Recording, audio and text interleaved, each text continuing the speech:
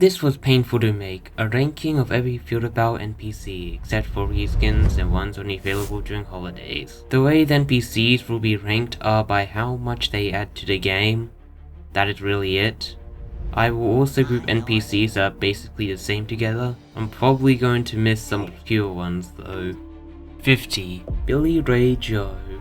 He adds basically nothing and just stands there in the tavern. Well, at least that is what he wants you to think. 49. Berserker.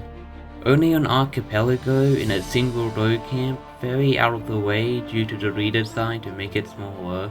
Due to this, most players don't even bother with the road camp. 48. Cannon. It is very weak compared to its level as it only shoots fireballs that do low damage, and I believe is the only on rogue. But every rogue camp already has an NPC that can shoot fireballs, and people that play rogue don't even fight the rogue camp. 47. Dwarf.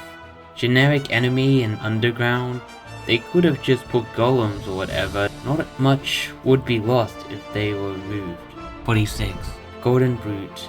Only spawns in old area, but it's just a slightly stronger assassin, so it can be a threat, but usually barely affects games. Almost forgot this NPC exists while writing the script. 45. Temple Guardian.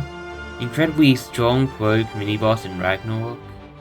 Many spawns and are huge threats, so it is higher than the Golden Brute. 44. Corrupted Ghost / Dark Ghost. They spawn in Underworld and attack any player on either side in areas where there are usually no combat. Is nice, but is trapped in Underworld and can be annoying. 43. Corrupted Skeleton. Just Corrupted and Dark Ghost, but slightly higher level. 42. Skeleton. Generic enemy on Volcano and Halloween maps, but is also important for Spook Mobile, which is a very strong item. 41. Pyromancer. They are cannons, but they are more dangerous and affect the game more since they are in Volcano, which means you can't avoid them. The path to the enemy in Volcano is through rogue camps. 40. The Disgraced Archduke of Hades. Just a boss in Underworld that exists when they could have put any other high level boss in its place.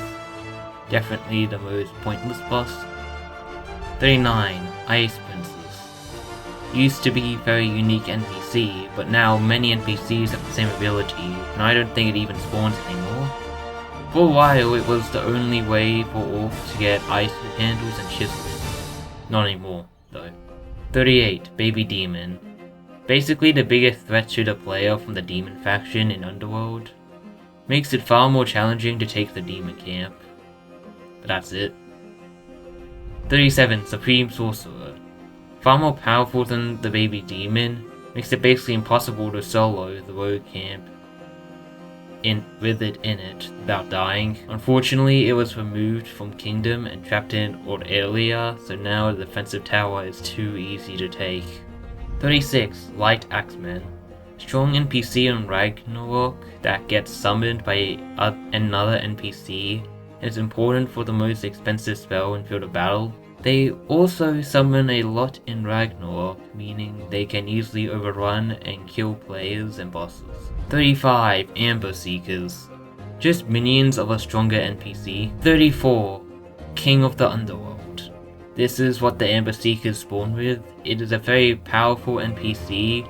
For most Underworld games I am in ends before it can be summoned, except if you summon it, your team wins. 33. Yeti.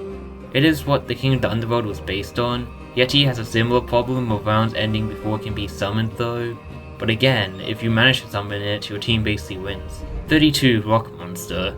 Basically a full-on boss for the rogue faction that makes it difficult to take the rogue camp in Underground, but also very rewarding. 31. Sun Prince Atheros / Dark Prince Nargog. High level bosses for Volcano that usually get summoned before the round ends.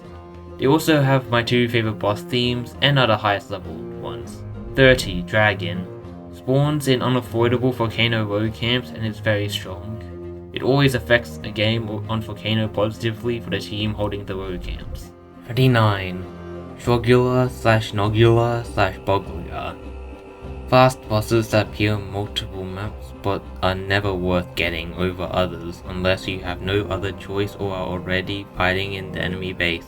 28. Rogue Prisoner. Never a threat whatsoever, just a time waster.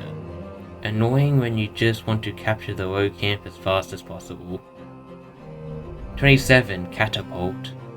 Basically the same as the Rogue Prisoner, but you don't need to kill it to capture the rogue camps or kill the general. 36. Vincentius. One of the two reasons that people play Ragnarok, very strong boss that spam spells.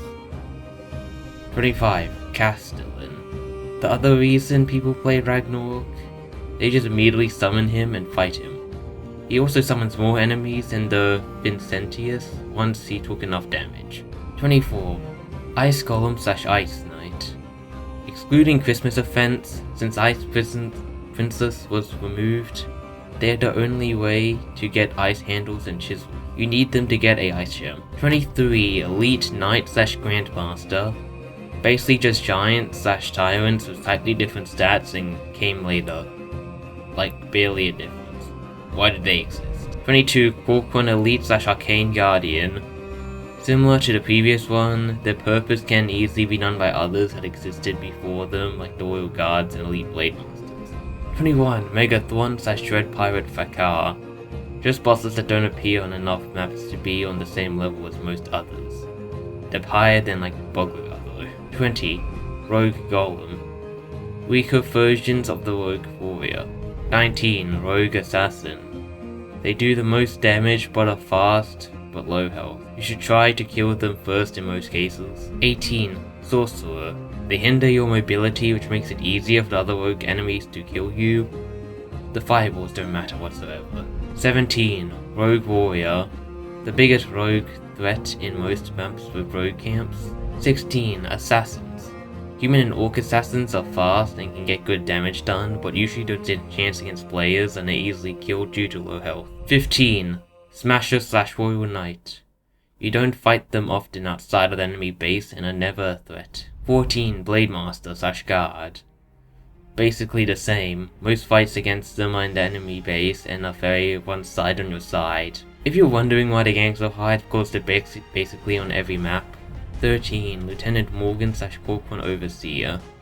Not usually a good idea to spawn this, but they are two of the most common bosses and are still strong. 12.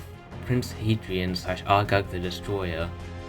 Decent choices for early boss spawning and necessary for boss rushes. 11.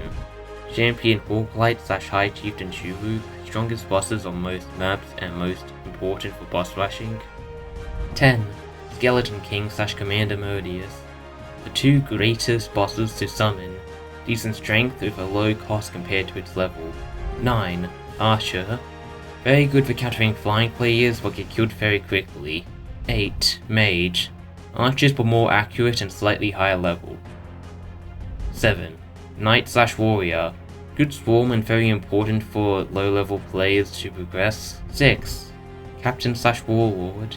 Generic NPCs but strong enough to take a decent amount of time and affect the outcome of battles. 5. Elite Blade Master / Royal Guard. Defenders are actually a threat, very decent but not best. 4. Giant / Tyrant. Very decent and vital for early defense. I think the generals also summoned them at one point when they were too low on health, but I don't think that happens anymore. 3. Soldier / Grunt. Most important NPCs for new players to progress and also make great swarm.